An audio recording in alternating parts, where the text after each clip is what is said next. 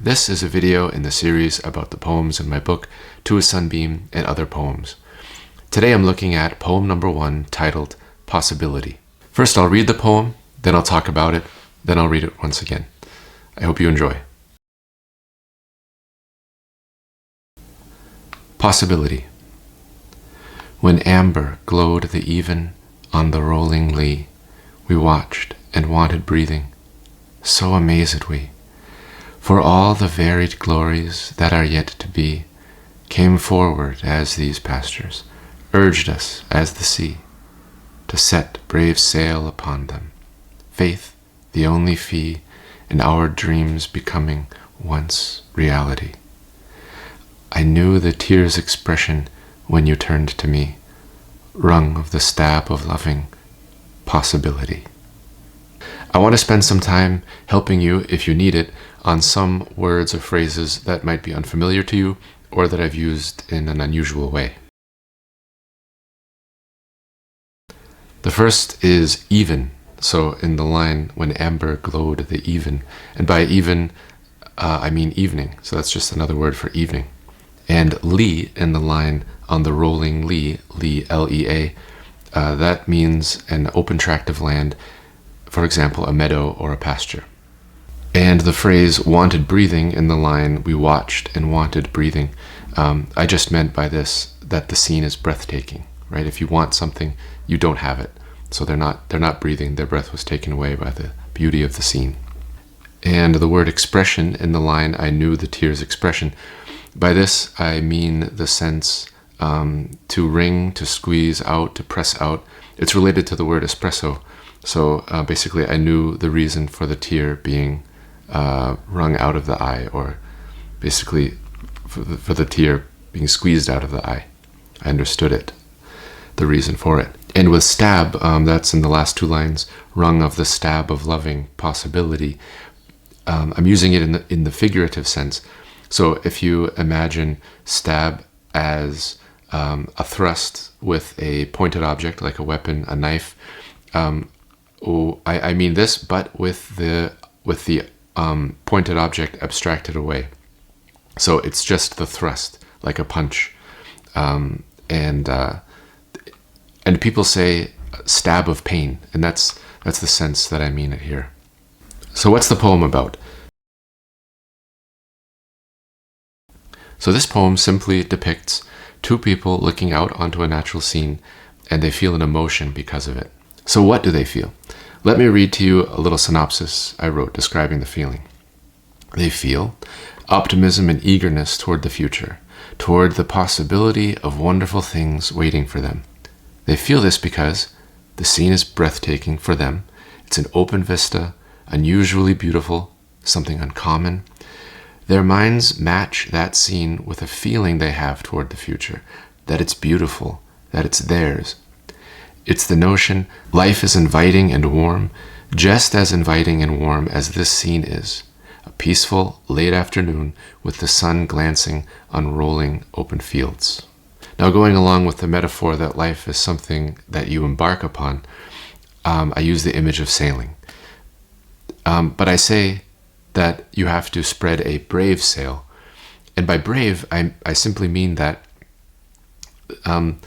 life is an invitation, and you actually have to engage with that invitation. You have to choose to embark upon it.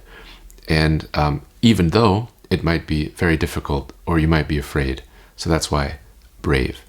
Along those same lines, that's why I refer to the cost of the journey as faith. I'm using faith here in a secular way.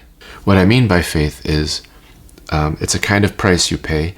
It's an effort you have to exert. The effort is in keeping this optimistic and eager perspective on life fresh. Don't let it extinguish, even if it gets difficult, and that takes effort. Another way of phrasing this sentiment, I think, is a prerequisite for trying in life is believing, even implicitly, that success is possible. And that's what I mean by faith. I had the idea for this poem when I attended a course one summer in Vermont to study a foreign language. It was such a fun and exciting time for me, and especially because I was going to go abroad after that. I saw a scene like this in the dining hall late one afternoon, and that was the inspiring moment for me. A feeling in me of happy anticipation towards the future, plus a remarkable natural scene that looked like that feeling. Let's talk about some of the poetic structures in the poem. I'm very proud of it technically, and I think you'll find some things interesting in here. So a word about the rhyming. The odd numbered lines don't rhyme. So the lines that end even, breathing, glories, pastures. The even numbered lines do rhyme. Lee, we, be.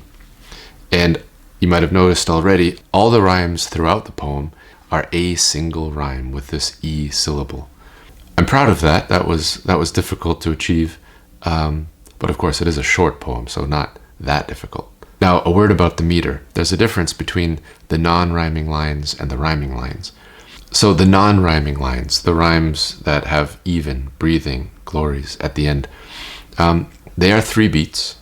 When amber glowed the even, you can hear the 3 accented syllables. These lines are iambic, and each line has an extra unaccented syllable at the end. So even, breathing. So it's not a pure iambic, it has this extra unaccented syllable. So a word about the rhyming lines now. They are also 3 beats. On the rolling lee, for example, they're also iambic.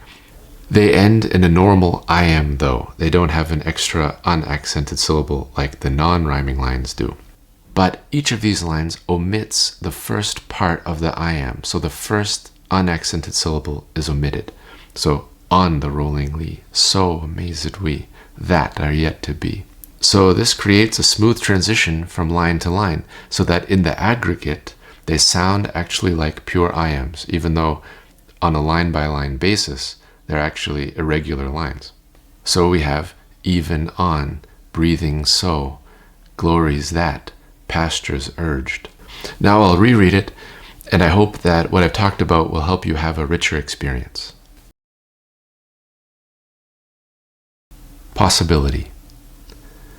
When amber glowed the even on the rolling lee, we watched and wanted breathing, so amazed we. For all the varied glories that are yet to be came forward as these pastures urged us as the sea to set brave sail upon them, faith the only fee, and our dreams becoming once reality. I knew the tears' expression when you turned to me, wrung of the stab of loving possibility. Thank you so much for listening to me talk about the poem Possibility. It was a pleasure to get to do it and a pleasure to have you here. Would you tell me your impressions or criticisms of the poem? There are some things I've tried here that I want to know if they were successful or not. These are some of the things I'm interested in knowing. Do you like the subject or not? Is it interesting or important to you? Are the images apt, do you find, or are they a bit confusing? What images and thoughts does the poem evoke in you? How does it make you feel? Or is there a phrase or image that you found successful? Or a phrase or image that you found less successful? Let me know in the comment section. If you enjoyed this poem, consider subscribing to this channel where poem by poem I'll be reading and talking about the entirety of my book. And if you want your own copy of the book, visit brandondumont.com to order one. Thanks again for being here. I'll see you next time.